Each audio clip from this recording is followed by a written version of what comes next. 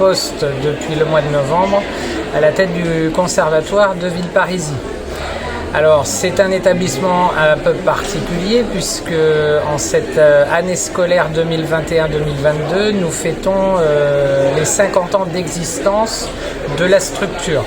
Et ce soir donc nous nous retrouvons au centre culturel pour un concert dédié à ce 50e anniversaire. D'accord. Alors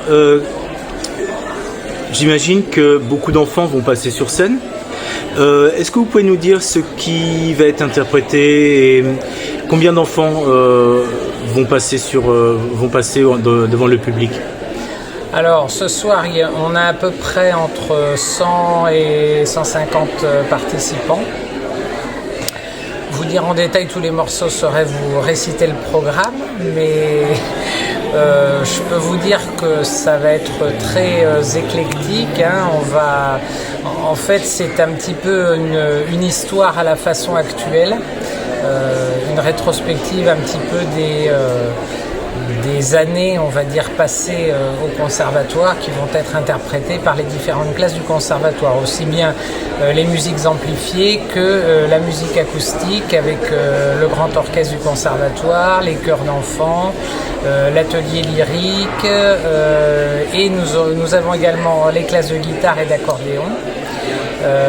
Voilà, parce que l'un des premiers professeurs au conservatoire était professeur d'accordéon. Et ce soir, la classe a décidé de lui rendre hommage avec certaines de ses compositions. D'accord. Est-ce que, alors bien que vous soyez nommé depuis peu de temps, est-ce que au cours de ces 50 années, vous avez entendu parler d'un événement exceptionnel, de quelque chose qui aurait marqué l'histoire du conservatoire? Alors c'est très difficile de dégager un événement parmi d'autres. À la création du conservatoire, il existait déjà des cours de danse. Ce sont les premiers cours qui ont lieu à Villeparisis, dispensés par une danseuse de Paris, donc Monique François, qui faisait à la fois sa saison à Paris et en même temps donnait les cours à Villeparisis.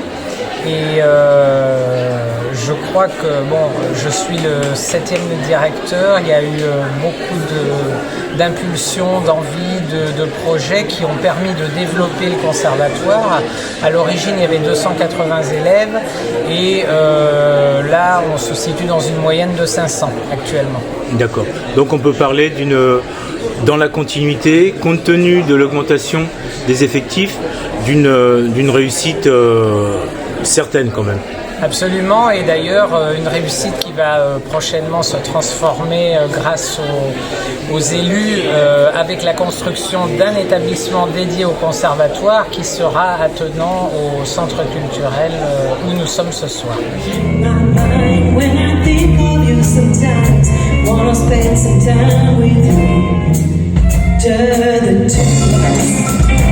We can make